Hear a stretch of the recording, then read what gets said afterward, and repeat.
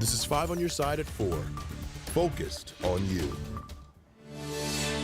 We start with breaking news at 4. 2 people have been found dead inside a home in Pacific, Missouri. Little is known right now, but police tell us a family member found a man and woman inside a house on Cedar Ridge about 2.5 hours ago. They're not releasing the cause of death or their identities. We will continue to monitor this story and have the latest for you as we get it.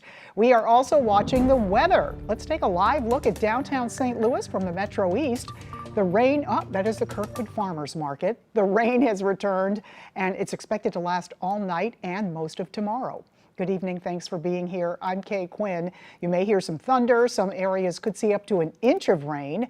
Let's get right to Chief Meteorologist Scott Connell with the Weather First forecast. You know, Kay, it's showers and thunderstorms, so not everybody's seeing that heavier rain right now, but some of us have already started to pick some of that up in the metro area. And we continue to watch this band slide into St. Louis. Nothing severe, no strong winds with this, just some downpours. In fact, not even sure you'll hear thunder with this area that's pushing up 55 and into the metro area right now, sliding across Highway 4064, really into downtown St. Louis. You started to pick up some of that heavier rain right from the arch all the way back through Forest Park at this point, and that area of slightly heavier rain is lifting to the northeast. Florissant, you'll pick it up a little heavier. Well, you just had a good shower, but it'll get a little heavier in about 10 minutes. Up to Alton, the heavier rain scheduled for you at 4:32. Now, this wave slides on by. There are still more showers and a few rumbles of thunder developing back over the Ozarks and over southwest Missouri. You see how the spin is there in the atmosphere, and yes, that's creating our showers. Picture from Arnold showing Interstate 55 with some wet roads right now, and it certainly is raining pretty well downtown at this point. Showers, some thunder, it's here now. Rain chances will last into Tuesday night for this round. Severe weather is unlikely, Kay, but there is a chance, especially southwest of St. Louis, in about 2 to 3 hours for a couple of storms to be a little more perky and have perhaps some small hail and some gusty winds. But right now, there's very little thunder and lightning out there. All right, we know you'll be tracking it. Thank you, Scott.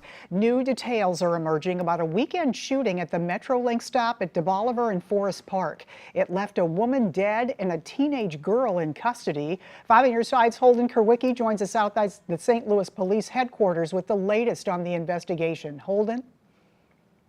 Well, St. Louis police were able to quickly arrest a 17-year-old girl after reviewing video footage on that MetroLink platform. Now, the teen, who is yet to be identified, has been charged with second-degree murder and armed criminal action. She's right now in juvenile custody, but it's unclear if she will be charged as a juvenile or as an adult. Before that decision is made, criminal defense attorney Greg Smith says investigators will dig through the teen's past, looking at everything from her grades and behavior record in school to interviews with friends and family, and of course, her criminal history. At that point, investigators will make a recommendation to the court on whether or not to certify the teen as a juvenile or an adult. As Smith pointed out, that can often be a lengthy process since they have to wait for those reports to be admitted into evidence. And generally in a certification hearing, you want to know what happened, or at least what's alleged to have happened. So that can cause delays. You can get a certification hearing within a couple months, or 6, 7, 8 months. It really depends on the case. At this time, the victim in this case is yet to be identified and is currently listed as a Jane Doe. Coming up at 6 o'clock, hear from someone who knew both the victim and the shooter in this case as they attempt to shed a little light on what may have led up to this incident. Reporting live in downtown St. Louis, Holden Kerwicki, 5 on your side. All right, thank you, Holden. Also developing today, a shooting that left a teenage boy dead and 3 other teens injured.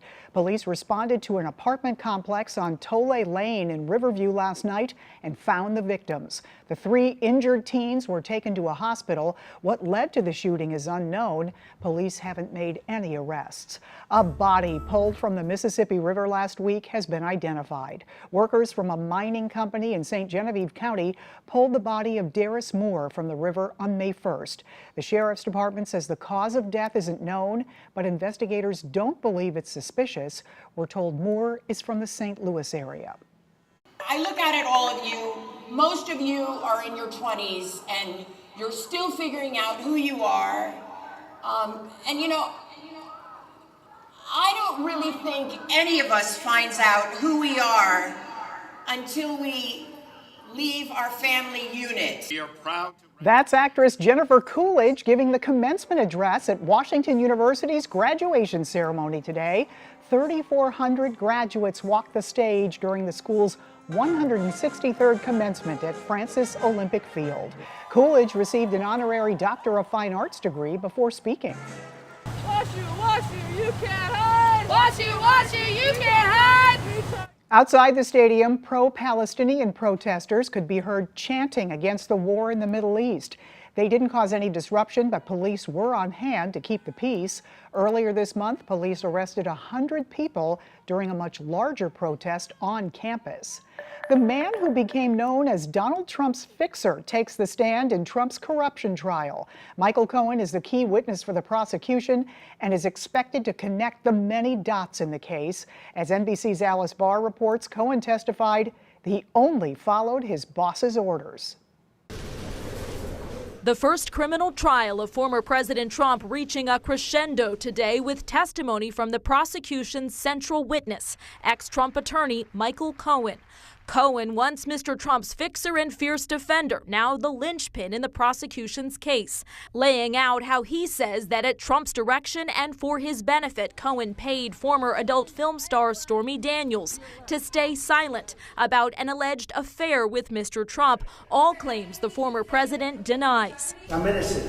This is a political witch hunt. Cohen testified that Mr. Trump was very concerned about the impact the Stormy Daniels story would have with voters just weeks before the 2016 election and on the heels of the infamous Access Hollywood tape.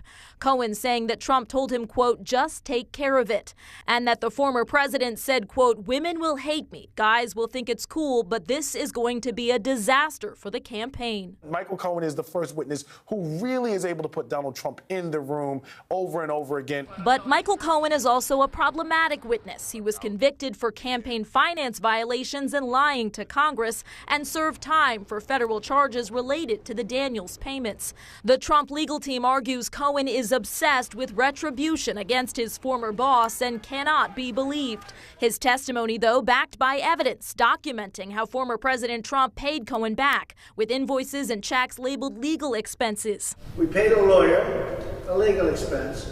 Prosecutors say those were actually hush money payments. An alleged cover-up they say amounts to the crime of falsifying business records. In Washington, Alice Barr, NBC News. Cohen is expected to be on the stand for several days. The prosecution says it could wrap up its case by the end of the week. Still ahead, chaos at church, how parishioners helped avoid a potential tragedy, and it's all caught on a live stream. And it's official, the Kansas City Chiefs will begin to defend their Super Bowl title 115 days from today. The first bit of information about the NFL schedule has been released. We'll be right back.